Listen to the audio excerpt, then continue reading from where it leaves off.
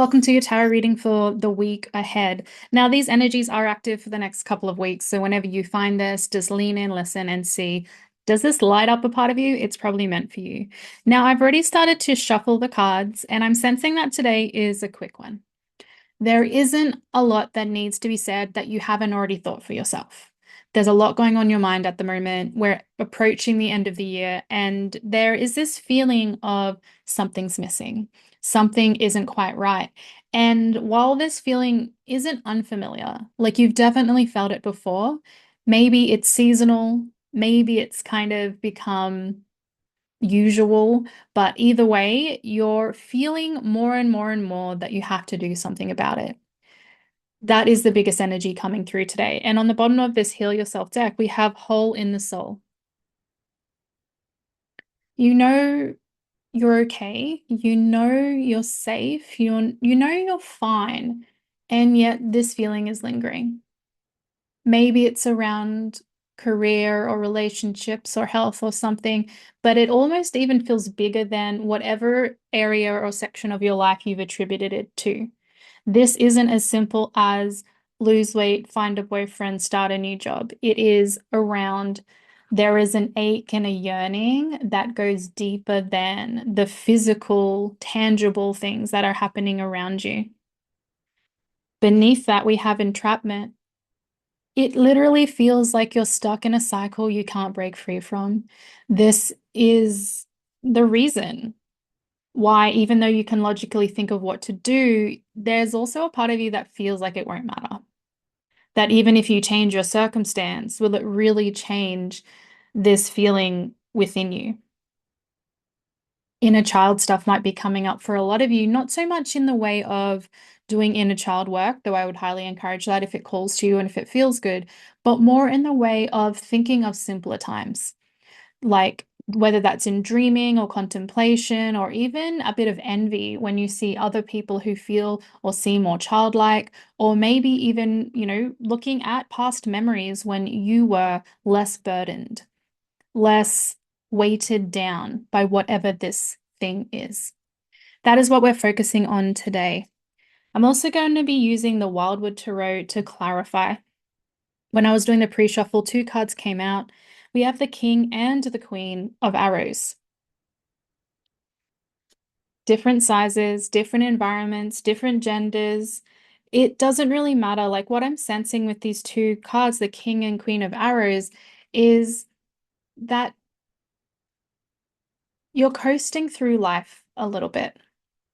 And there is almost this disconnection from what is happening beneath the surface. Like we all sort of know that image of the duck or the swan or the goose or whatever, like cruising along the top of the water, but underneath their legs are paddling frantically. And I see the same thing with this kingfisher. In this moment, he's gliding and it's all easeful and graceful. But then there's like the desperate flapping of wings sometimes to stay aloft. And both of these, even though the queen is very slow and the kingfisher is very fast, I get the sense that it's more going through the motions than anything. And even if you look powerful, and even if you're making powerful moves, and even if the people around you respect you highly, internally, under the surface, there's just something missing. All right, so we've got the Queen of Vessels, the salmon. This is a wake-up call to stop frantically paddling beneath the surface. Instead, take the current head on. Like the salmon, she's going upstream to lay her eggs. Like she has work to do. It's powerful, it's graceful, but it is not easy. You're at this point in your life with a hole in your soul and you're wondering, what do I do next? And you need to take the hard road. And not the hard road, as in there's an easy way to get what you want and a hard way to get what you want, and you're gonna, for no reason at all, just choose to punish yourself with the hard road. This is around taking the road you've been avoiding, but you know it's meant for you.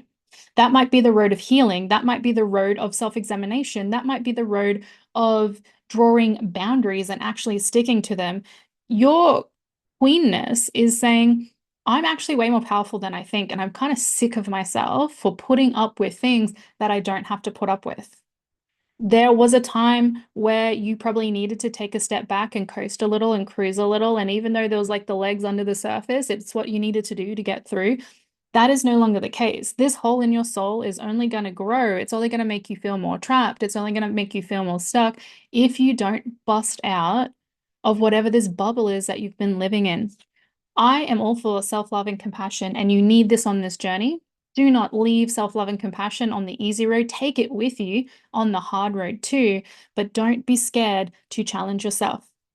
The hooded man, this is the hermit in reverse, and he's going, you've spent enough time trying to figure out this stuff yourself in the same old way.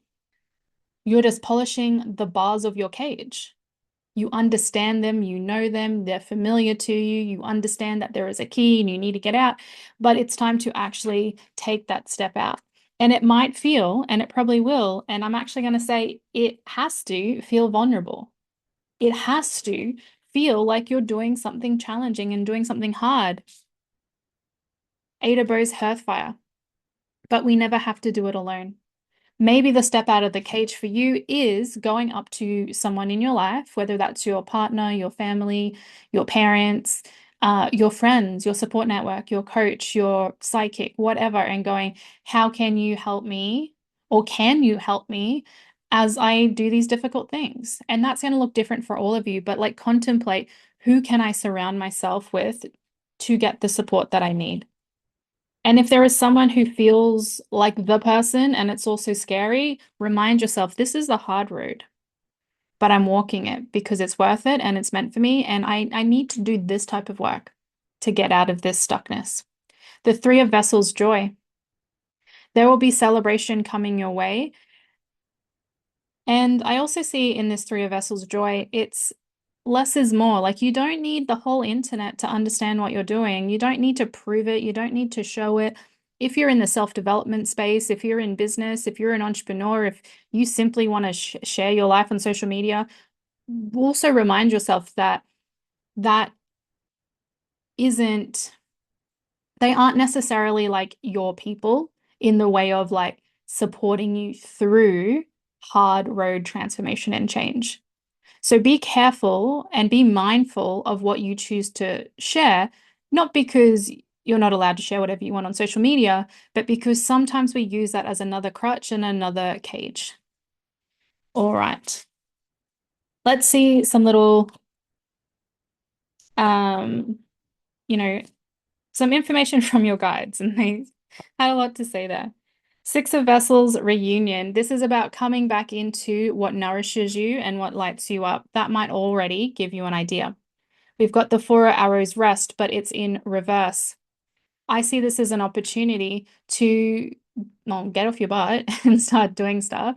Like if rest is just keeping you feeling stuck, maybe getting out there and challenging yourself a little bit more, but also just a reminder as well that even if physically you feel strong, if internally you need rest, you need to listen to that too. We've got the Knight of Arrows, the hawk. There is power in getting out in nature, and there's also power in getting like a grander perspective. When we travel, when we get out of our comfort zone, even when you just go to a new suburb or a new city or drive or catch a bus for a few hours or whatever, we start to realize the rigidity of our day-to-day life and routine. It's just a perception. So do what you can to get a new perspective. Two of Bows decision, again, in reverse. This is an opportunity to examine your hard and fast rules and decisions that you've made previously in your life. Because if you've identified your life isn't where you want it to be, you're not who you want to be, and you're not living how you want to live, then it stands to reason that some of the choices you've made in the past that you're just, following without thinking no longer apply. So even if it takes, sitting down with a paper and pen and then writing down all the rules I live my life by, or the things that feel non-negotiable to me, or even what I've decided to do today and why, and then sit down and examine, is this a decision I need to upgrade, I need to change, I need to release, or I maybe need to commit to more. Finally, we have balance. We've got these two dragons twining around a tree. I see balance as a beautiful complement actually to this Two of Bows in reverse. It's like bringing things back into balance, but also understanding that everything has an influence on everything else. When we're punishing ourselves in the area of health, it's going to have an impact on how we're showing up in our relationship. If you're worried about money to the point where you're completely depriving yourself of nutrition and wellness and rest, then of course that's going to have an impact on career and everything else that you're doing. So, really, opportunity this week or next 2 weeks to look at where is the interaction between the different areas of my life and actually pay attention to them because they are in influence and in relationship with each other. You cannot just neatly chop up your life into sections and just they stand by themselves. Everything is intertwined because it's all based within you. It's all coming from you. That is why mindset work matters so much. That is why energy work matters so much. That is why somatic work matters so much because you are the source of everything in your life. And your life is just a reflection of what is happening within you. So these are not disconnected. So do not discount them. All right. One final message, I think, from this Heal Yourself Oracle. Let's think the next step forward for you. I love it. So we've got alchemy. Once you begin to actually take note of the different areas of your life and how they intertwine and interconnect, get a little woo-woo, get a little magic, get a little scientific on it all. Well, if I tweak this area, how's it going to impact this? And start to experiment, start to get creative, curious, and wonder like, what can I do, even just with the resources that I currently have, in order to make a different outcome, in order to change what I see around me. You are more powerful than you think. You always are. Even if you're feeling totally great, totally confident, totally awesome, totally on top of things, you are still more confident and more magical and more amazing than that, even. And especially when you're feeling stuck and trapped, this is a thought to come back to. With what I have, I mean, I can turn lead into gold. I can turn stuck into success. I can turn like disappointment into like divine realization, revelation, and creation. Like there is this infinite power within you that you deserve to connect to. And even if it feels so far away, start to play. That is your reading for this week. As always, if you'd like to book a private reading, I'll pop the link below. If you'd like to order a 30-day forecast, which is where I pull cards for you for the next 30 days, you can book that through the link below. And make sure to reach out if you'd like a 12-month forecast. So that is the entire next year channeled through just for you. Make sure to reach out and let me know. The link for that will be up very soon. It's just not out yet. So DM me, email me, get in contact, comment below, and we will get you one as soon as possible. All right. Thank you. Enjoy this week. Enjoy this energy, and I will see you next time.